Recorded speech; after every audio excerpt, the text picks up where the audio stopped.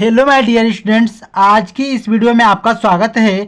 तो दोस्तों, आज की इस वीडियो के माध्यम से हम कक्षा 10वीं गृह विज्ञान 2024 के मॉडल पेपर को हल करने वाले हैं, जो पिछले वर्ष पेपर में आया हुआ है, जिसका पेपर कोड आप देख सकते हैं कि 820 MB है। तो साथियों, आपको पेपर में कैसे देना है, पेपर कैसे हल किया जाता है, इन सारी चीज़ की डिटेल्स इस वीडियो के माध्यम से मैं देने वाला हूं।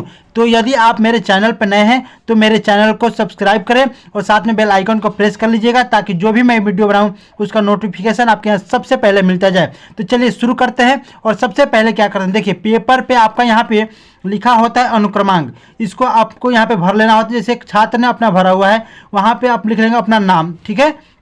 उसके बाद देखिए इसके नोट क्या होते हैं और आपका समय क्या होता है और आपका पूर्णांक क्या होता है, सब कुछ देख लीजिए। आपको यदि पूर्णांक 70 है और यदि आप 68 नंबर लाना चाहते हैं तो आप बिल्कुल वीडियो में अंत तक बने रहिएगा, ठीक है। अब देखिए समय है 3 घंटा 15 मिनट। आपको पूरे 3 घंटे 15 मिनट के समय दिए जाते हैं।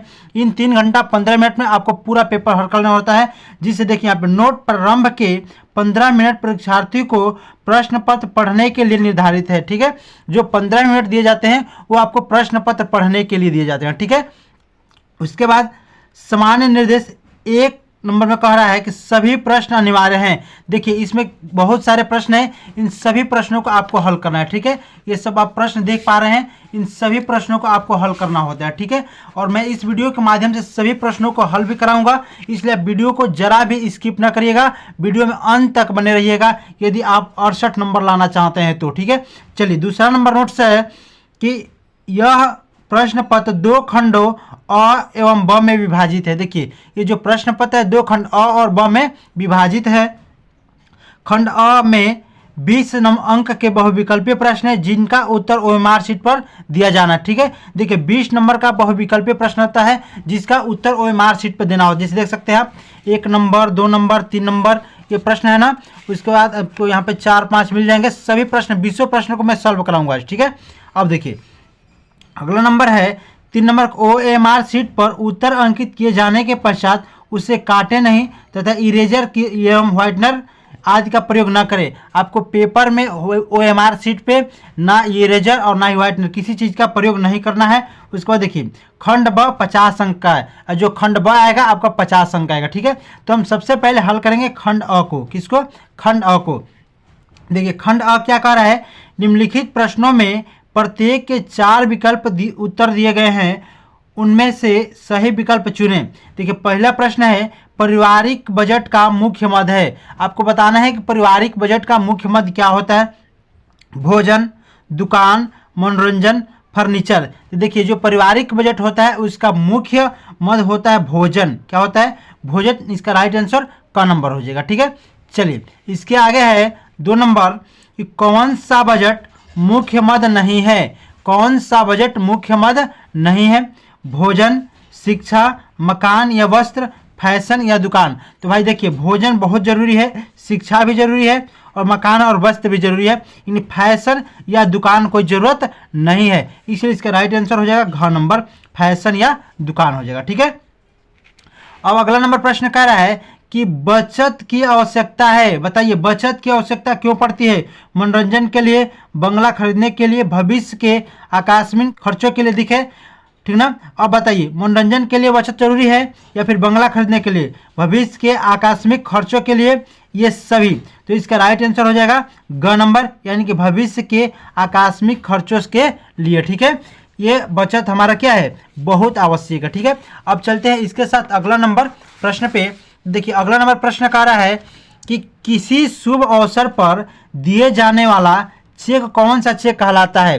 किसी शुभ अवसर पर दिया जाने वाला चेक कौन सा चेक कहलाता है? ट्रैवलर चेक, क्रॉस चेक, उपहार चेक, ऑर्डर चेक। तो देखिए भाई इसका राइट आंसर क्या हो जाएगा? तो इसका राइट आंसर हो जाएगा उपहार चेक। जब किसी शुभ अवसर पर हम किसी को चेक देते हैं तो उस चेक को उपहार चेक बोला जाता है, ठीक है। अगला नंबर कि आधा किलोग्राम में कितना ग्राम होता है। भाई बताइए आधा किलोग्राम में कितना ग्राम होता है? 200 ग्राम, 500 ग्राम, 700 ग्राम, 1000 ग्राम। तो भाई आप जानते हैं कि देखिए जो आधा किलोग्राम होता है उसमें 500 ग्राम होता है। कितना?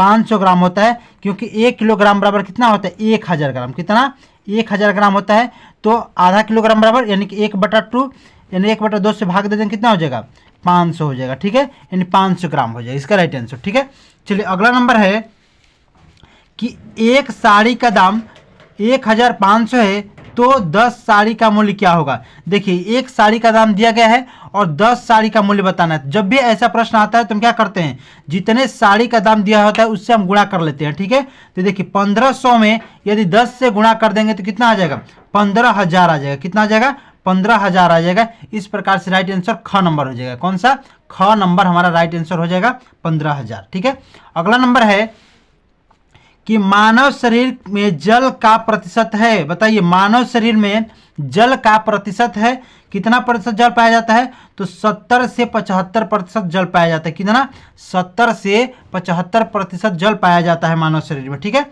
अगला नंबर है कि आवश्यकता अनुसार जल ग्रहण करने से शरीर का तापमान क्या होता है, बढ़ जाता है, घट जाता है, नियमित रहता है, अप्रभावित रहता है। देखिए तो आवश्यकता अनुसार जल ग्रहण करने से जो हमारा शरीर का तापमान होता है वो नियमित रहता है। क्या होता है, नियमित रहता है। ठीक है, चलिए इसके साथ अगला नंबर प्रश्न है कि टाइफाइड रोग फैलता है। बताइए टाइफाइड रोग फैलता है क्यों। क नंबर दिया गया है सल्मोनल टाइफी द्वारा, ख नंबर है क्लास्ट्रीडियम टिटेनी द्वारा, एनोलेफिस द्वारा, बेसिल देखिए पर्टूसिस द्वारा। ठीक ना, तो इसका राइट आंसर क्या हो जाएगा, तो इसका राइट आंसर क नंबर हो जाएगा। ठीक है, क नंबर हो जाएगा।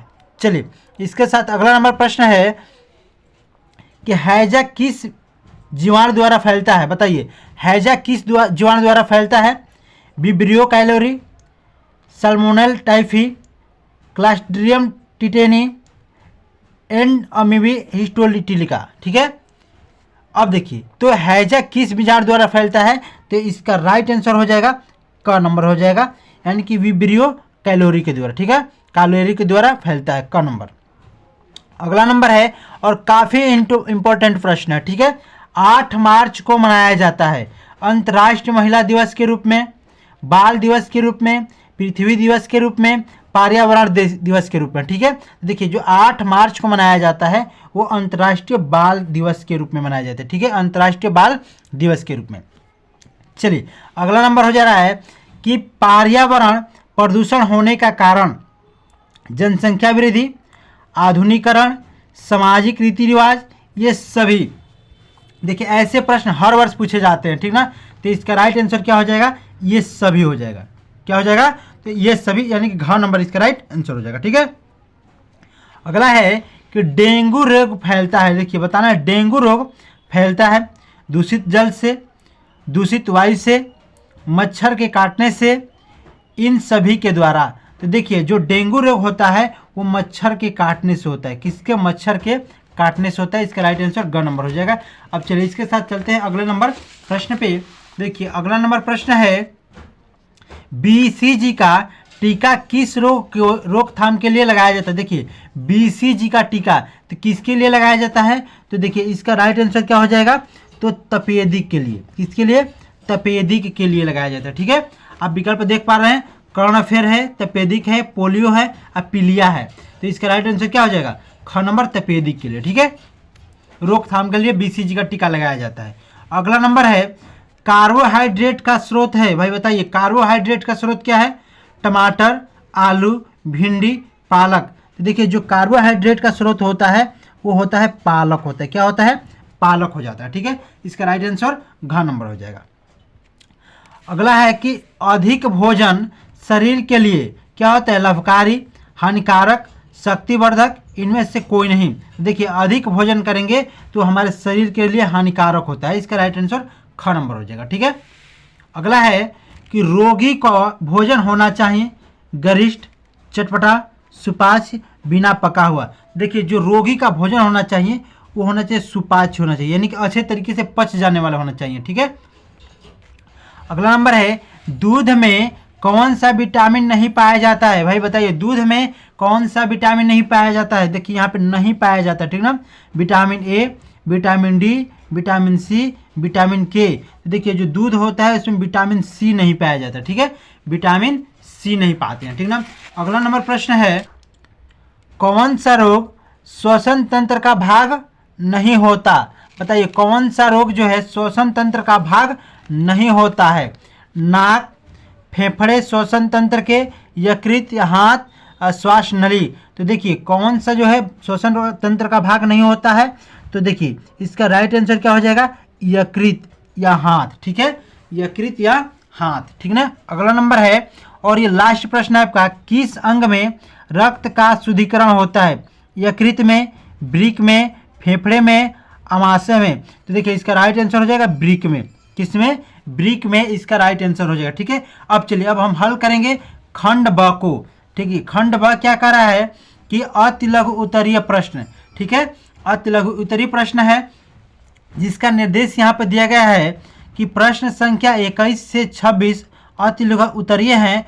प्रत्येक प्रश्न का उत्तर अधिकतम 25 शब्दों के अंतर्गत लिखिए। देखिए जो प्रश्न दिए गए हैं इनका उत्तर हमें कितने शब्दों में लिखना है? तो अधिकतम 25 शब्दों में लिखना है, ठीक है, 25 शब्दों में। आपको काफ़ी ज़्यादा लिखने की जरूरत नहीं है, आप 25 शब्द में ही लिखें, ठीक है। देखिए प्रश्न आप देख पा रहे हैं, सभी प्रश्नों को ध्यान से देख लीजिए। ऐसे ही प्रश्न बोर्ड पेपर में पूछे जाते हैं, ठीक है। और इन सभी प्रश्नों को आप अच्छे से तैयार कर लीजिएगा। और यदि आप अच्छे से तैयार कर लेते हैं तो आपको पूरा एक भी नंबर नहीं कटने वाला है, यानी आपको भर भर के नंबर मिलेंगे, ठीक है। अब देखिए अगला नंबर प्रश्न होता है लघु उत्तरीय प्रश्न। इसमें क्या कहता है निर्देश? प्रश्न संख्या 27 से 31 तक लघु उत्तरीय प्रश्न है, इनके उत्तर अधिकतम 50 शब्दों के अंतर्गत लिखिए। देखिए जो प्रश्न दिख रहे हैं इनके उत्तर आपको कितने शब्दों में? 50 शब्दों में देना होता है, ठीक है। कितने शब्दों में? 50 शब्दों में। जैसे 27 नंबर का रहा है कि सिलाई किट किसे कहते हैं, तो भाई आप लिख लीजिएगा कि सिलाई किट किसे कहते हैं, इसका उत्तर आपको 50 शब्दों में दे देना, ठीक है। इन प्रकार से सभी प्रश्नों को आप देख लीजिएगा और अच्छे से तैयार कर लीजिएगा इन प्रश्नों को। देखिए तो इसके बाद अगला नंबर प्रश्न होता है दीर्घ उत्तरीय प्रश्न। क्या होता है? दीर्घ उत्तरीय प्रश्न। इसमें क्या है? पढ़े निर्देश प्रश्न संख्या 32 से 34 तक दीर्घ उत्तरीय प्रश्न है। प्रश्न 32 व 33 के विकल्प दिए गए हैं। प्रत्येक प्रश्न के नीचे एक ही विकल्प का उत्तर लिखना है।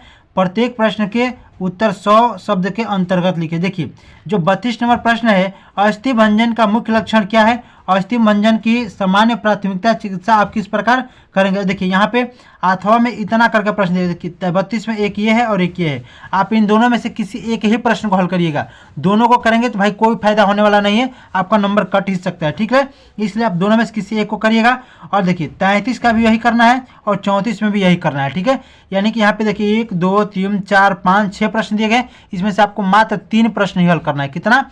मात्र 3 प्रश्न हल करना है। तो प्यारे बच्चों इस प्रकार से ये रही आज की हमारी वीडियो। यदि हमारी वीडियो आपको अच्छी लगी हो तो चैनल को लाइक करें, सब्सक्राइब करें और अपने दोस्तों में शेयर जरूर करें। मिलेंगे अगली वीडियो के साथ, तब तक के लिए जय हिंद, जय भारत।